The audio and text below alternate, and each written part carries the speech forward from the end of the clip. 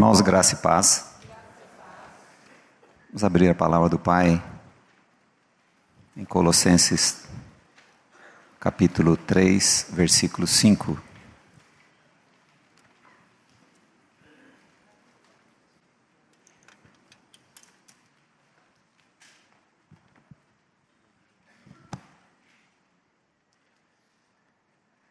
Vamos abrir a palavra em nome de Jesus, esperando a manifestação da sua misericórdia e a revelação do Espírito.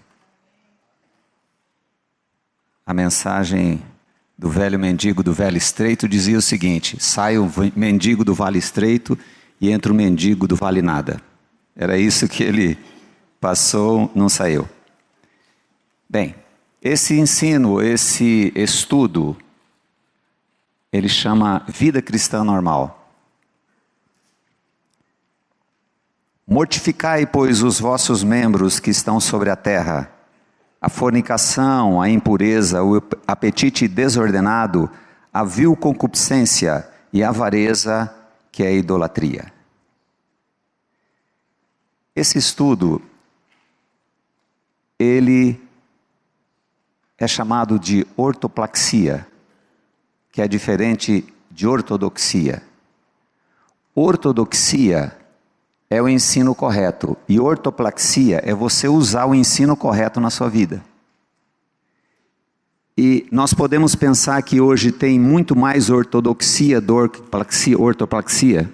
Podemos. Nós podemos ter a mensagem muito clara na nossa mente, mas a vida pode não refletir. Você conhece alguém que falou assim, eu conheço um cara que é crente. Depois ele fala o quê? Geralmente, às vezes, ou quase sempre. Porque não existe o quê? Ortoplaxia. Não existe vida através do discurso. Nossos políticos têm bom discurso. Acabou. Agora, o Senhor Jesus veio morrer aquela morte cruel, cruenta, para que nós tenhamos um discurso ou tenhamos vida? Quando essa mulher falou sobre abstinência sexual, eu falei assim, está confirmado. Ou esquecendo essas duas palavras difíceis, simplificando é assim: viver aquilo que eu creio ou digo que creio. É a vida cristã normal. Porque a vida cristã normal é o quê? É Cristo. Fora disto, fica um monte de coisa para você fazer, encargos que a gente sobrecarrega a gente mesmo, de cobranças. Eu tenho pedido ao Pai que eu não quero buscar em livros, a despeito que é necessário lê-los. Não quero buscar em livros para ficar pregando, mas eu quero comunhão com o Pai, para que eu precise de vida. A palavra de Deus usa um termo que a gente às vezes não conhece, nédios. Sabe o que está dizendo? Que a gente se torna gordo. Gordo de tanto conhecimento. Incha, mas não tem. Sabe aquela pessoa que começa com psicologia, como o rapaz aqui, começa vai ser advogado, depois vai ser psicólogo, vai ser isso, vai ser... Quantos cursos você fez? 10, não exerce um. Tem muito conhecimento, mas não põe nada em prática. Agora, a vida de Cristo é vida. É vida no dia a dia. E não é utopia isto. E nem é soberba espiritual querer viver para a glória de Deus. Para isto que nós fomos transformados em Cristo. Para viver para a glória dele. E o texto em 2 Coríntios 5,15 diz assim: e ele morreu por todos, para que o que vivem não vivam mais para si, mas para aquele que por eles morreu e ressuscitou. É mudança de vida. Qual é o seu testemunho? Meu testemunho é que eu era Senhor da minha vida, eu era teomânico, e agora Jesus é o Senhor da minha vida. É Senhor no quê? Em tudo. Agora, isso é um processo. Então, esse estudo é o ensino. Ensino é para quem nasceu de novo. Quem não nasceu de novo é nascer de novo, primeiro precisa. Agora, ensino como dizia Antônio Buchaim, é jogar água nas costas de pato. Não entra. Então o ensino é para quem creu. Então o ensino diz que fazei morrer, mortificai ou aniquilai em outras traduções. Esse estudo não visa defender a impecabilidade, mas sermos alertados para andar como ele andou. Alguém forjou essa frase, eu não conheço o autor, diz assim: Deus nos ama tanto que não pode nos deixar como estamos e somos. É o amor dele. O que Deus está tirando da minha vida? O que Ele está tirando da sua vida? Por quê? Só por uma coisa simples e ampla, porque ama. Agora dói, hein? Dói. Vamos ao texto. Mortificai, pois, os vossos membros que estão sobre a terra, a fornicação, a impureza, o apetite desordenado, a vil concupiscência e a avareza, que é a idolatria. Nós vamos trabalhar como legista hoje, nós vamos por partes. Cada parte desse versículo nós vamos procurar dissecar, ligeiramente, lógico. Serei breve, pode ficar tranquilo. Eu quero contar a experiência que eu tive com esse texto. Devia ser década de 50, talvez 60, não sei. Ou talvez 80, mas não importa. Nós estávamos numa reunião de diácono, naquela sala, e lá, o mendigo do Vale Estreito abriu esse texto. Fazei morrer. Naquele dia, olha, saiu um peso das minhas costas. Porque o inimigo das nossas almas fala o quê? Sabe por que você faz isso? Porque você não é transformado, porque você não é nova criatura. Se você fosse, não acontecia isto.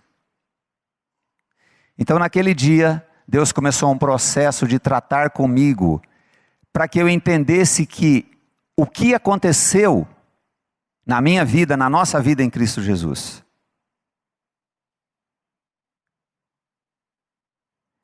quando Cristo nos fez morrer no seu corpo, morreu o quê? Morreu a natureza de pecado.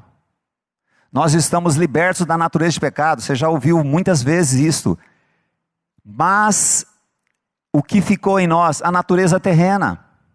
Não são duas naturezas, mas a natureza terrena. Por isso que o texto fala assim: nos vossos membros que estão sobre a terra. Nós temos, quando o homem pecou, ele perdeu o espírito. Ele ficou vivendo como um carro com 3 pneus ou 2 pneus. Ele ficou vivendo da alma e do corpo. Quando foi restaurada, na ressurreição, foi restaurado o espírito, para que o espírito dirija a alma e o corpo. Você tem noção disto? A luta travada do espírito é subjugar o corpo e a alma. Você já amarrou um cachorro e pôs a comida perto, aonde a coleira dele vai até perto, ele fica assim, ó. O espírito quer subjugar os desejos da carne, os desejos da alma, o desejo do corpo. Essa é a obra da santificação, por isso que eu disse que é um ensino. É um ensino para quem crê em Cristo, que Cristo é a sua vida. Agora isto leva-nos ao descanso, não à libertinagem. Leva-nos ao descanso de saber que o processo da obra da santificação está acontecendo. Porque este amor é um amor acolhedor. Nós amamos nossos filhos, né? Se nós amamos nossos filhos, nós precisamos cuidar deles. Agora imagina a proporção, o meu cuidado que eu tenho com as minhas filhas e o pai conosco. Então ele vai cuidar, e vai tratar, e vai cercar. Ele vai pôr uma parede primeiro, às vezes, de isopor. Aí você quebra. Aí ele fala, vou ter que pôr de MDF. Você quebra. Aí eu tenho que pôr de peroba rosa. Aí você quebra a peroba rosa, ele tem que pôr o quê? Esse é o amor do pai. Sara Menezes ontem deslocou o braço, o punho, continuou na luta, não bateu, até quebrar. E muitas vezes nós agimos assim, o pai está tratando com amor. E a gente olha para as pessoas.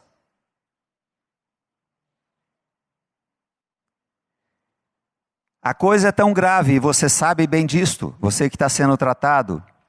Davi declara em Salmo 42:11, porque estás abatido, ó minha alma, e porque te perturbas dentro em mim, espera em Deus, pois ainda o louvarei, o qual é a salvação da minha face e o meu Deus. Há abatimento, há tristeza, quando esse tratamento acontece. Porque diz o texto em Hebreus, se nós não estamos dentro do tratamento, nós somos o quê? Filhos ou somos bastardos? Então há uma disciplina, eu sei que isso assusta os liberais, mas há uma disciplina de amor em curso. Viver pela alma nos leva a tristeza sem fim. Agora, a implantação do nosso viver que é Cristo.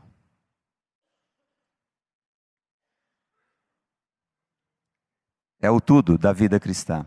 Cristão cheio de Cristo. E esta implantação, essa santificação. Observe a luta descrita por Paulo em Romanos, texto tão disputado, tanta coisa a falar sobre esse Romanos 7. Romanos 7:23. Diz assim, mas vejo nos meus membros outra lei que batalha contra a lei do meu entendimento e me prende debaixo da lei do pecado que está nos meus membros. Coisa pouca? O bem que eu quero fazer eu não faço, o mal que eu não quero, isto faço.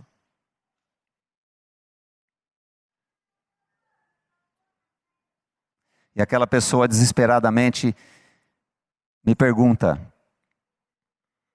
devia ser umas 6 da manhã hoje. E o que eu vou fazer?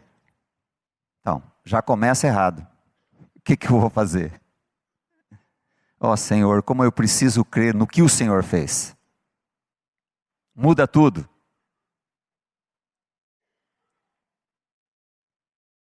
Irmãos, nós precisamos conhecer mais sobre a centralidade, porque fica muito difícil. Sem a centralidade da vida de Cristo de uma maneira prática. Aqui Paulo descobre que há um inimigo a ser golpeado com a graça. De nos fazer sujeitos ao senhorio de Cristo no viver diário. Ele diz, vejo nos meus membros, o mesmo membro citado lá em Colossenses, que nós já vamos voltar lá. Outra lei que batalha contra a lei do meu entendimento. Então ele está dizendo assim, eu sei que o caminho é por aqui, mas há uma força muito grande que quer me levar para este caminho, como se fosse um enorme velcro, me levando àquilo que eu não gosto, me levando àquilo que eu já sei que é uma coisa que não vai ser boa, que não vai glorificar o Senhor. Primeiro não vai ser boa, já sei. A segunda parte é um pouco mais profunda. Bem, vamos agora a analisar esses termos que foram usados em Colossenses 3. Mortificar ou aniquilar ou fazer morrer é um imperativo, é necessário. Como aqueles que fazem aquela bariátrica, falam assim, a partir de agora vai ser assim, assim, assim que você vai ter que fazer. Aí ele não faz, o que acontece? Estufa de novo, engorda de novo. Então esse imperativo é uma ordem, mas é uma ordem muito graciosa. É uma ordem que só pode ser executada em Cristo e pela fé.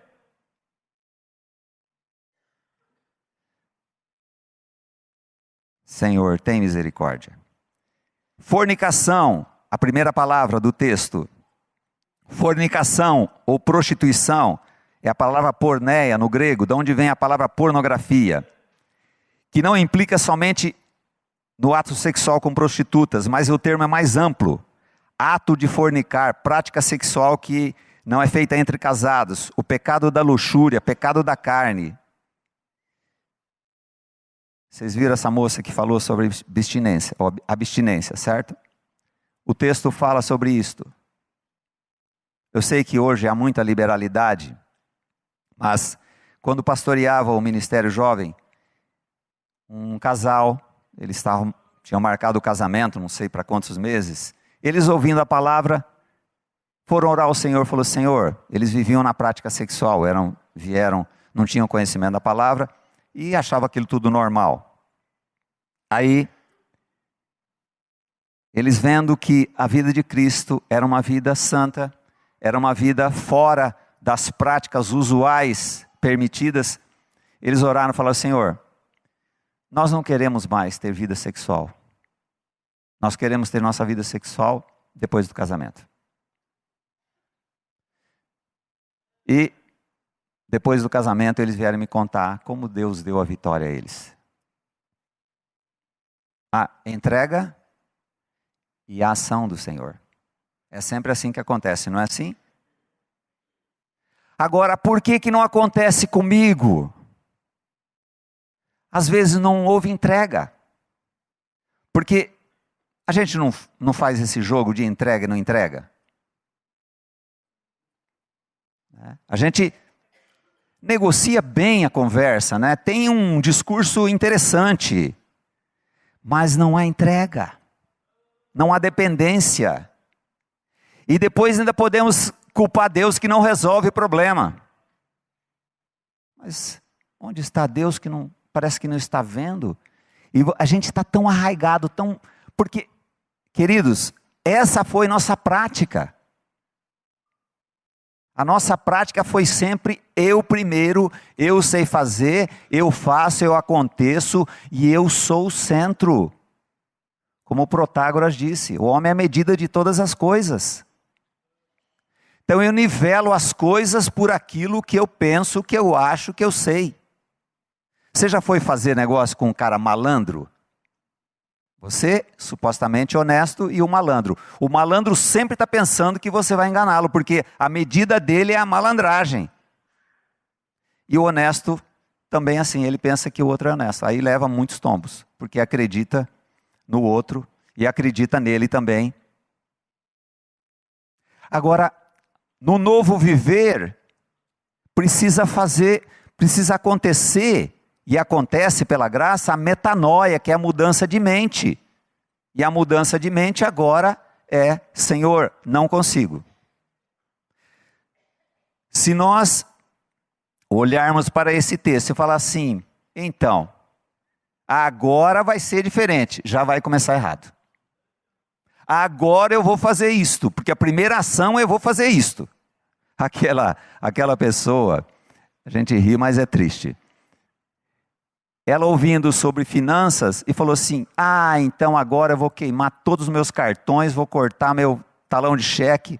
Não deu um mês, já estava com todos de novo. Por quê? Vai no braço, o que acontece? Desgosto, desânimo. E quando vai no braço, lá dentro uma palavra fala assim: acho que isso não vai dar certo. E não vai dar certo mesmo, porque é pela graça, é pela fé. Agora quando você fala assim: Senhor, eu não tenho a mínima condição de fazer isto, mas eu sei que o Senhor é a condição. O Senhor é a condição disto acontecer. Porque o único, queridos, que cumpriu a palavra foi Jesus. Ele é a condição de cumprir qualquer palavra. É difícil isso? É difícil. Porque aí tem a arrogância espiritual. Tem um monte de coisa, mas o tratamento da graça, ele opera isto. Sabe aquela coisa usual que você sempre fez, e você acha que aquilo é a coisa mais fácil do mundo, agora o Senhor quer fazer conforme a vontade dEle. Você trabalhar muitos anos num ramo e saber que você não sabe nada, é a graça operando, tirando todo o nosso sustento, todo o nosso apoio. Esta é a centralidade que Paulo fala. Você quer medir uma pressão? Você quer medir uma pregação? Veja se a centralidade está em Cristo. Observe o que está acontecendo. Isso é uma coisa que eu agradeço a Deus. Cada dia. Observe onde está a centralidade. Vai indo bem até que joga nas nossas costas o viver cristão. O que vai acontecer? Vai acontecer derrota ou vai acontecer fortalecimento da religiosidade, que é uma desgraça. O religioso é empedernido. Bem, a segunda palavra que é impureza. De acordo com o dicionário da língua portuguesa, impureza significa contaminação, sujeira. Quando analisarmos a palavra no seu original, observamos o seguinte. A palavra é muito difícil no grego, não vou nem falar. Ela quer dizer literalmente imundícia. É aplicada figuradamente a vício e impureza nas questões sexuais. Era usada para indicar uma ferida suja na carne. Uma coisa suja, com pus. No contexto que ela aparece, Paulo tinha em mente as impurezas também em outras formas. Pode ser aplicada no campo ético e moral. O Filho de Deus, ele é um ser ético e moral, mas com a ética do reino e a moral do Senhor. Porque muda tanto, né? É muito relativo tudo, né? Antigamente você ouvia falar assim, nossa, parece que tem propina naquele negócio. Hoje é descaradamente. Então fica tudo normal, absoluto some, não tem absoluto mais. O que pode ser uma impureza? Práticas corriqueiras de você aceitar suborno, você pagar propina, você enganar o guarda não, você subornar o guarda, você fazer isso, fazer aquilo. Práticas corriqueiras. Agora, e o que o Deus da graça vai fazer com esta impureza? Ele vai tratar. Vão ser envergonhados. Queridos, uma vez, Thomas disse o seguinte: o mais importante não é a ação, é a reação. Que a reação é você. A ação, ela é arquitetada. A ação tem no seu bojo a educação recebida, a religiosidade aprendida, o ambiente que você está. Agora, a reação, ela é autêntica. E qual a reação? Outro dia o Márcio pregando disse assim, a sua mulher sabe, lá na sua casa, quem é você. Então, qual a reação que nós temos? Às vezes ela é impura. Precisamos da graça, porque quem poderá discernir as próprias faltas, diz o salmista? Livra-me das que me são ocultas. E queridos, a formação do homem é bombástica. A formação do homem é, primeiro, a natureza de pecado. Depois, ela tem a genética. Olhe para a sua genética atrás e vai ver o que vai acontecer. O que tem para trás? Às vezes tem histórias que a gente nem sabe. Então na genética nós já herdamos, né? Cabelo bonito, um olho bonito. Espero, ainda bem que os filhos do Cerveró não herdaram um olho, né? A gente herda a maneira de andar. Seu filho possivelmente anda com você. O jeito de pentear o cabelo. Mas tem muita encrenca aí atrás, que vem nessa genética. Depois tem o congênito, que é o tempo que nós passamos dentro da barriga da mãe. Você vê que histórias aqui tristes, né? arrependimento de ter sido feito, de fazer aborto. Como é que foi o tratamento do nosso pai com a nossa mãe quando nós estávamos no congênito? Foi agradável? Não, foi péssimo.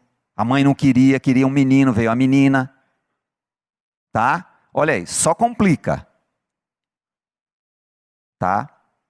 Aí veio o meio ambiente, para fechar o bolo veio o meio ambiente. Como é que é o ambiente da casa? É muito bom, o pai é amoroso, a mãe é amorosa. Aí, só que quando dá, hoje 4 anos, né? 5 anos já sai. Aí vai lá para a escolinha. Depois vai para a escolona, depois vai para isso. Então, olha que braços terríveis. Nós precisamos da graça, queridos. Sem a graça sobra o quê? Desgraça. Podemos ter uma boa genética, podemos ter uma boa fase congênita, podemos ter um meio ambiente, só que ninguém escapa da primeira, que é a formação, é a herança do pecado. É só Cristo. Bem, precisamos ser éticos com a ética celestial. A próxima palavra do texto em Colossenses 3 chama apetite desordenado ou paixão lasciva. Bem, é o desejo por qualquer coisa com volúpia. É uma coisa meio descontrolada, que pode ser comer demais, correr demais, trabalhar demais. No livro da George Miller, aquele irmão tinha 16 filhos, uma coisa normal na época, 1800. E George Miller notou que aquele irmão não vinha mais à igreja. Ele foi visitá-lo e falou assim: irmão, mas eu tenho visto que o irmão não tem... Ah, mas eu tenho tantos filhos, eu preciso trabalhar, porque imagina se eu não trabalhar tanto com tantos filhos. Imagina, 16 filhos tem que trabalhar mesmo, né? Mas George Miller disse assim: querido, sim, você tem que trabalhar. Que quem não trabalha não coma, e os textos que tem na palavra sobre isso. Mas o que te dá o sustento não é seu trabalho. Você entenda isto, não é o teu trabalho, mas é a graça de Deus que faz você trabalhar. Então, um deles é isto. É tudo relacionado a coisa desordenada.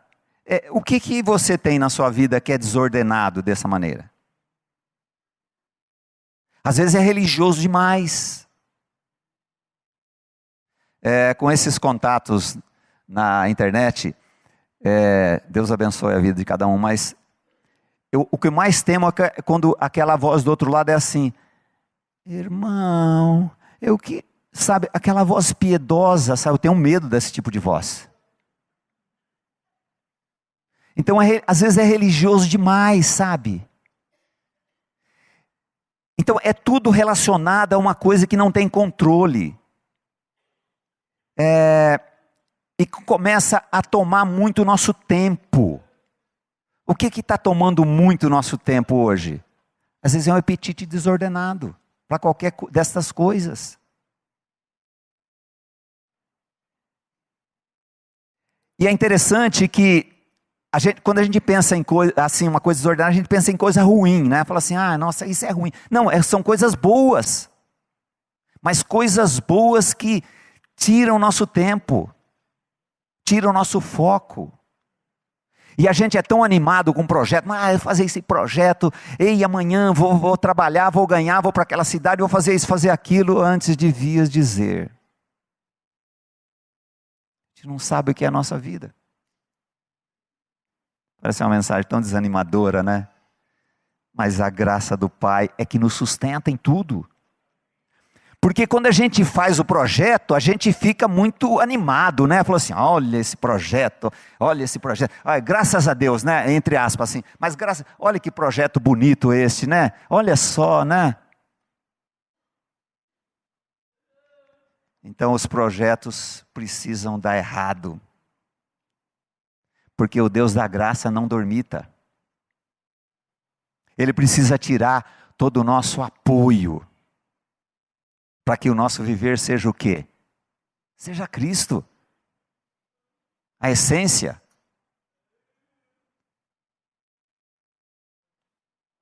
Certa vez fui chamado para atender um casal. Geralmente é a mulher que pede ajuda, viu? E ela me disse assim: você precisa conversar com meu marido. Ele não dorme direito, ele fica com a Bíblia. Aí ele fica para lá e para cá à noite, numa casa de milhões aqui num condomínio dessa cidade. Ele se ajoelha, e ele fica, esse homem vai ter um ataque do coração. Agora, como que você chega numa pessoa que a mulher vem falar com você? Você precisa da ação do Senhor, porque se você chegar, você está fazendo uma coisa, está atacando a pessoa. Que a pior coisa é o homem achar que ele está sendo agredido. Aí um dia, um tempo atrás, ele me disse: eu gostaria de falar com você 1 hora. Quando a esposa me falou, eu falei assim: vou aproveitar aquilo. Eu falei: você disse que queria falar comigo, o que é? Você vai lá na minha casa. Aí, sabe o que era? Nesse trabalhar estranho de Deus, ele estava perdendo tudo que era a aposentadoria dele. Foi uma sala, foi uma casa, outra sala, aí começou a bater o desespero, porque isso é muito importante para nós, né? Como aquele pastor que sexta-feira pedia $10.000 emprestado para um camarada da igreja, e no domingo à noite devolvia os $10.000. E aquele irmão falou assim: puxa, mas agora toda vez que ele vai pregar, ele pede $10.000 na sexta e devolve os $10.000 no domingo. Ele falou: vou anotar as notas, vou marcar as notas para saber o que está acontecendo. Aí ele viu que eram as mesmas notas. Aí ele chamou o pastor, falou, quando foi devolver no domingo, ele falou: mas por que você pede dinheiro e eu pensava que você fazia algum negócio e me devolvia no outro dia, à noite? Ele disse assim: não, me dá segurança, então eu pregar com $10.000 no bolso me dá segurança. Parece besteira isso, né? Mas nós, muitas vezes, calcamos nossa segurança em ter dinheiro ou não ter. Você sabe a alegria que a tua mulher já aconteceu assim? Na minha casa acontece, né? Ela não está aqui. Você fala para ela assim: esse mês dinheiro não vai dar. Ela pula de alegria, né? O mundo dela desaba. Bem, voltando aos imóveis lá. Aí fomos tratando com ele e com a mulher sobre aquilo. Aí eu disse para ele carinhosamente: querido, Deus está querendo tirar todo o apoio seu, para que ele seja o apoio. Você estava acreditando muito nisso. E eu amo muito esse irmão, mas ele era meio impertigado, viu, naquilo que ele tinha, viu? Ele era meio metido. Eu falei para ele ouvir essa mensagem, viu? E Deus foi tratando com ele. Agora, queridos, é dolorido, viu? Dói. Mas houve uma mudança tão grande, eu nunca vi uma pessoa tão rápido Deus levantar ele novamente. Um dia recebeu uma benesse muito grande diante de tudo aquilo que aconteceu, mas houve entrega, né? Houve cara no chão e houve entrega, porque o pai, ele tira do monturo o necessitado. Sabe o que é monturo? Sabe o que é monturo? Então não sabe falar, né? O que é um monturo? Ele tira do monturo o necessitado e faz assentar ao lado dos príncipes. É um Deus maluco.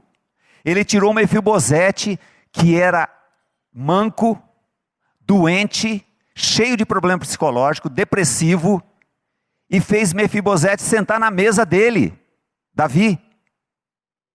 E quando ele foi enganado, o Mefibosete foi enganado, Davi chegou para ele e falou assim: Mefibosete, eu vou tirar o que eu te dei. Ele falou assim: não importa, porque o lugar na mesa ele não tira.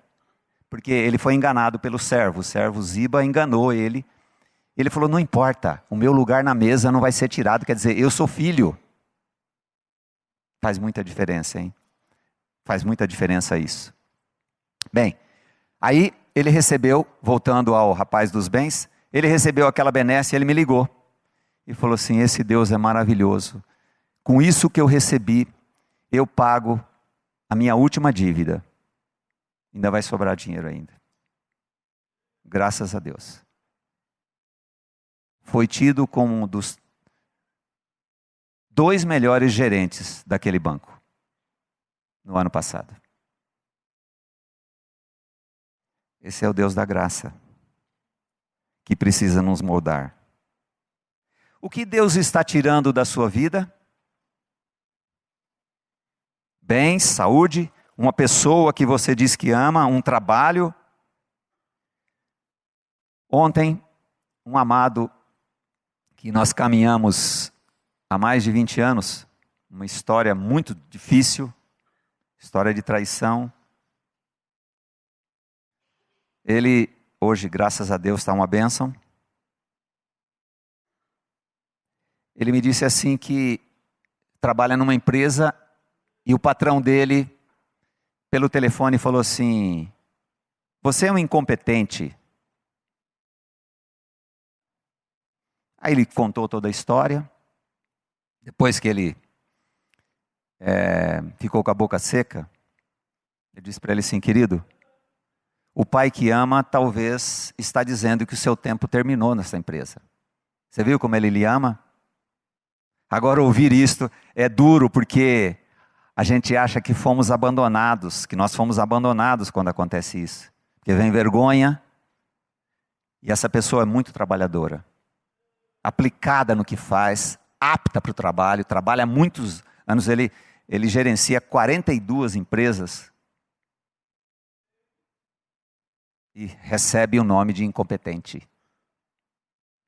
Falei: Deus está querendo tratar com você, meu querido. Não olhe para o seu chefe, olhe para o Senhor. Quem sabe um dia você vai entender que ainda bem que Deus permitiu que esse homem fizesse isso, essa injustiça com você, porque às vezes era hora de você sair fora mesmo daquilo. Esse é o Pai que ama nas suas loucuras sábias conosco.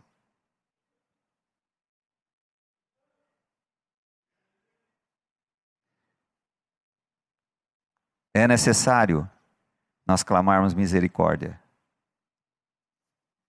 Porque como que o Pai vai fazer se cumprir a palavra em 2 Coríntios 5,17, que as coisas velhas já passaram? A nossa mala está cheia de coisa velha. Está cheia de manias. Está cheia de coisas aprendidas. Você já passou por essa experiência? A rua tem um quebra-mola. Quando vai chegando naquela rua, automaticamente você já freia, porque você sabe que tem um quebra-mola. Aí eles tiram o quebra-mola. Quando vai chegando na rua, você freia de novo. Você fala: ó, tiraram o quebra-mola. Você passa de novo, freia de novo, até você não frear mais. Por quê? Coisa aprendida, está tudo aqui, ó. É como mudar a marcha, não precisa mais, apesar caso os carros automáticos não precisam mais. Você não pensa mais primeira, segunda, terceira. Agora imagina quanta coisa está enraizada e o Pai precisa tirar isto para fazer com que a palavra seja verdade. As coisas velhas já passaram. Eis que tudo se fez novo. Olha que coisa maravilhosa, né? Queridos, a proposta de Deus é fazer tudo novo. Como eu disse, será utopia isto? E quanta coisa nova Ele já fez na nossa vida. Quantas coisas novas Ele já fez na nossa vida. Ainda bem que Ele não mostra tudo o que tem que arrumar, senão você fala assim: nossa, essa reforma não vai acabar nunca. Não é? Você começa uma reforma, lembra como é que é essa reforma? Começa uma reforma, quebra a parede e fala assim: nossa, aqui tem que arrumar isso. Aí vai, não acaba nunca a reforma. Pedreiro gosta de reforma, né? E governo gosta mais ainda, porque não acaba nunca, né? Tem que fazer mais aditivos e aditivos e aditivos e aditivos. E Deus tem que fazer um monte de aditivo. Ele fala: vou mostrar só um pouquinho hoje, porque senão Ele vai assustar e vai desanimar. Né? Uma maratona começa, sabe como é que começam a correr uma maratona? Dando o primeiro passo. Depois fala: nossa, já passou 5 quilômetros, ou passou 10, passou 20. É assim que eu enfrento as minhas meia maratonas. Agora, aquela do bem cedinho, que escreveu bem cedinho, diz que estava doendo. Sabe por que dói? Porque a muleta antiga, ela já fez o calo. Por isso que nós, não sei se você vai entender isso que eu vou falar. A muleta antiga tem o calo já no sovaco. Então Deus é bom. É a muleta antiga, eu vou pegar de novo. Aí perguntei para a Cota, por que a muleta antiga é tão útil ainda? Ela falou assim, porque dá segurança. Misericórdia. Segurança numa coisa que eu sei que é falida? Sim. Por isso que tem muita arrogância ainda.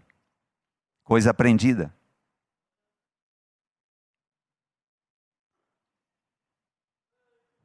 Por isso que o Senhor disse assim, toma o teu leite e anda. Falou assim, não precisa mais. Vai andar. Vai andar, eu vou dirigir você. Você não precisa mais de muleta. Você não precisa mais se amparar na sua justiça própria, que é o maior impedimento de uma pessoa ser tratada, é justiça própria. É duro. É como eu disse a Sara Menezes, está quebrando, não, mas eu vou segurar que ainda vou ganhar essa medalha. Tem que ganhar uma medalha e não ganhou nada. E saiu quebrada para o hospital. E é da vontade do país, irmão? Não. Mas precisa. E essa menina de manhã disse assim, está doendo.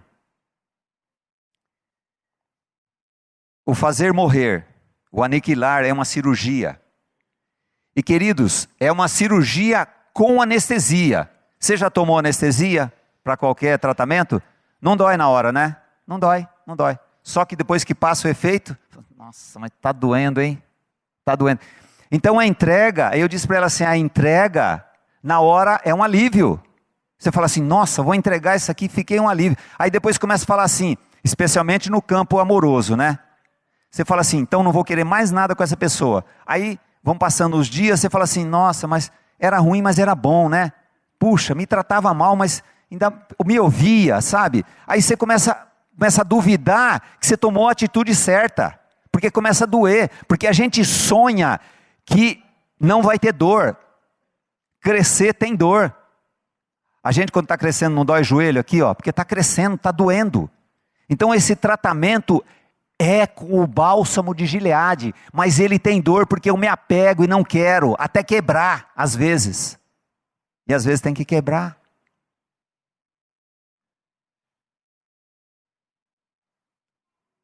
A resistência é grande em mudança, mesmo nós sabendo. Quantas vezes, até disse isso outras vezes, quantas vezes já fui a muitos lugares falar sobre finanças, a pessoa fala assim, que maravilha, que coisa boa, ele fica encantado com o texto. Mas não põe por prática. Apegado à muleta antiga. Apegado àquilo que aprendeu. A última parte do texto. A avareza que é a idolatria.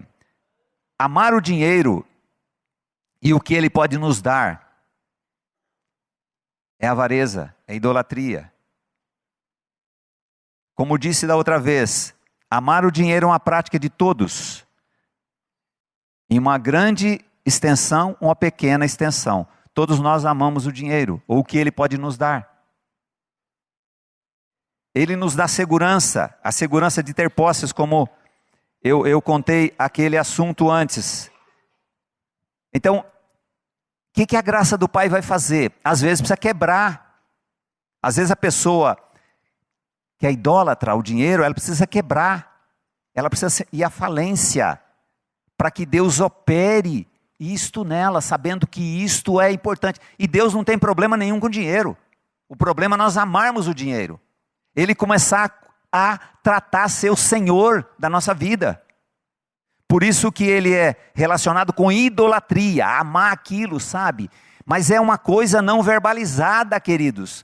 Ela é tão, podemos dizer que é subreptícia, é a palavra bonita de falar, né? Ela é uma coisa muito dentro, sabe? E a gente vive naquilo, dependendo daquilo.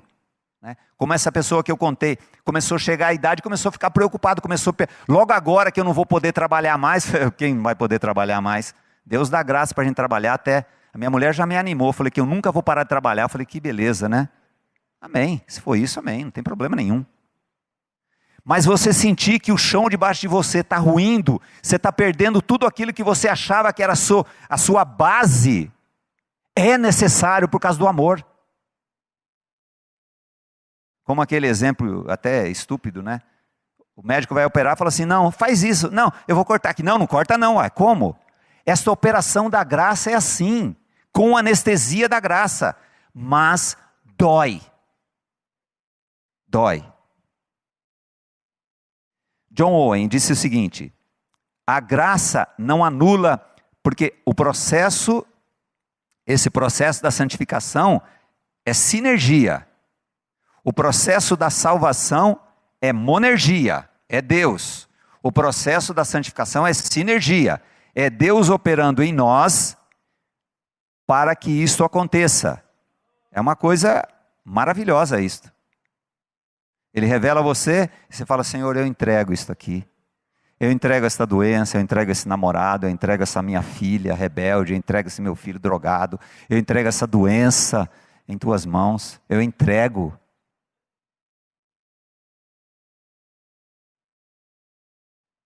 Não sei se eu contei isso. Lance Armstrong disse assim, ainda bem que eu tive câncer. O câncer tratou comigo, que era um arrogante. 6 vezes ganhou o Tour de France. Estudaram o organismo dele e ninguém sabia como aquele organismo funcionava daquele jeito. Conseguia ter esforço com pouco oxigênio. E o câncer abateu ele. E ele falou assim, ainda bem que eu tive câncer, que eu era um monstro de soberba. Só que não parecia os outros que era. E Deus, na sua graça, nos trata. Então a graça não anula a nossa responsabilidade, mas nos capacita a cumpri-la. Olha que frase maravilhosa de John Owen. Mas nos capacita a cumpri-la. A nossa capacidade vem de Cristo. Arquimedes disse assim, dá-me um ponto e eu moverei a terra. Uma coisa impossível, né? Só que o ponto foi dado em nosso favor, chama Cristo. O comprimento é Cristo. Oh Senhor, nós precisamos tanto crer nisto. Para não sair no braço, né? Porque no braço é cansativo. E nós não... Cristo nos libertou da síndrome, posso falar, né? Da síndrome, do estigma de estivador de cais. Deixa comigo. Homem é meio relaxado com isso, mas mulher, ela fala assim, pode deixar que eu faço. Se a mulher fala isso, você fala, conserta essa lâmpada, a gente é rápido, né? 6 meses depois faz. Mas ela fala assim, então pode deixar que eu vou fazer. E mulher, querida, vocês não precisam ser estivadora de cais. Vocês não precisam carregar o marido nas costas. Tem uns que precisam carregar que tão banana que é. Mas você não precisa carregar teu filho, sabe? Você não precisa carregar, você tem que ser mãe, ser um instrumento, sabe? Mas não precisa, vai arcar as costas, vai quebrar. É só a graça para fazer isso na nossa vida, né? E o homem também não precisa ser relaxado também, viu, Fernando? Arruma aquela lâmpada logo lá. Cristo é nossa suficiência. Fazer morrer, aniquilar, é obra da graça. Encerrando, eu falei que iria ser breve, encerrando eu quero meditar com vocês rapidamente em Romanos 8:37, que diz assim, não precisa abrir não que eu vou ler rapidinho. Mas em todas essas coisas somos mais do que vencedores por aquele que nos amou. Olha só. Ontem, um rapaz me manda uma oração de um pastor, que aquela história estava indo bem, sabe? Eu falei, querido, eu preciso falar uma coisa com você. Isso aí está muito centrado no homem. Está bonitinha, está bem assim, está bem decoradinha, mas está centrada no homem. Aí diz para ele assim, sabe o que o texto diz mais do que vencedores? Se a Sara Menezes tivesse ganhado uma medalha hoje, eu era como brasileiro mais do que vencedor, sabe por quê? Ela tinha ganhado e eu como brasileiro podia dizer que eu tinha uma medalha de ouro. Então mais do que vencedor significa que a batalha foi vencida por alguém e eu participei sem fazer nada. Então nós somos mais do que vencedores, porque Cristo já venceu essa batalha desse negócio que Deus precisa aniquilar na minha vida e na sua vida. Esse é o segredo. Na escola nós entramos com 0 para ganhar 10. Não, Cristo nos dá 10. E nós com nossa muleta vai recebendo 9, 8, 7, 6 e 5 e 0. É difícil isso? É difícil. É impossível para nós. Mas Senhor, nós precisamos tanto do Senhor para que isso seja uma realidade, porque a realidade cristã é esta. Isso é o ideal de Deus para a nossa vida. Mais do que vencedores. Falando sobre pregações, domingo retrasado, minha esposa estava ouvindo um pregador muito articulado desse país. Já ouvi muitas mensagens dele maravilhosas. E quando terminou, ela veio falar comigo, falou assim: ouve esse final aqui. Falando sobre perdão, que Deus não nos condena. Maravilhoso, sabe? Deus não nos condena, irmãos. Quem nos condena, quem nos está sempre em cima de nós é o inimigo, que nos acusa noite e dia. E foi muito bem. Faltando uns 5 minutos para terminar, era mais ou menos assim: Deus não perdoa, você pode ficar tranquilo, agora segue tua vida. Não, espera aí.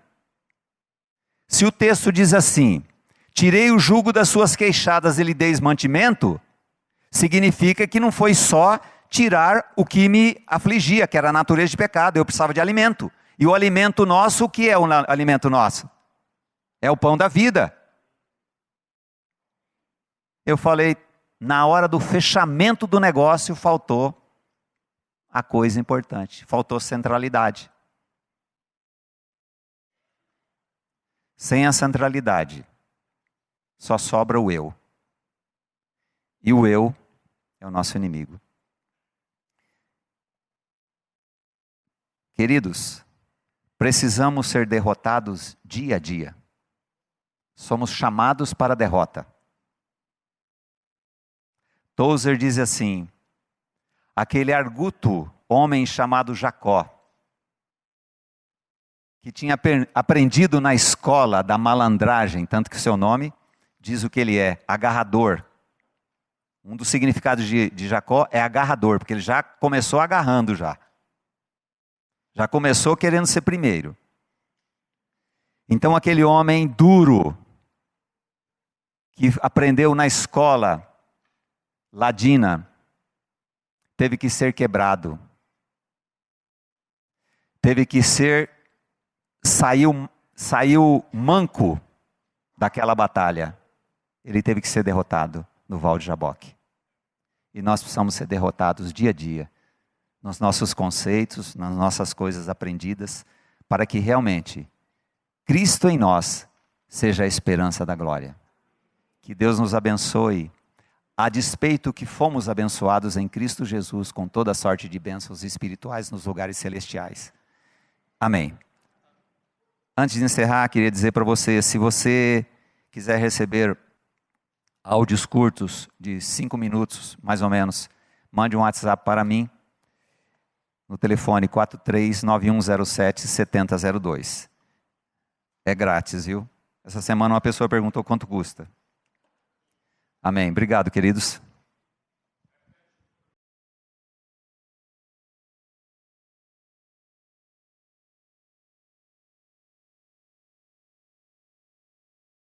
Livraria PIB Londrina. A Livraria PIB Londrina procura selecionar cuidadosamente seus títulos e autores a fim de oferecer conteúdo alinhado com o Evangelho de Jesus Cristo. Bíblias, livros de teologia, filosofia, devocionais, literatura infantil, biografias, comentários bíblicos e muito mais. Dispomos também de um acervo de CDs e DVDs das quase 4.000 mensagens ministradas na primeira Igreja Batista em Londrina. Visite a Livraria PIB Londrina e conheça ainda mais. Livraria PIB Londrina, de segunda a sexta, às 13h30 da tarde, às 6 horas.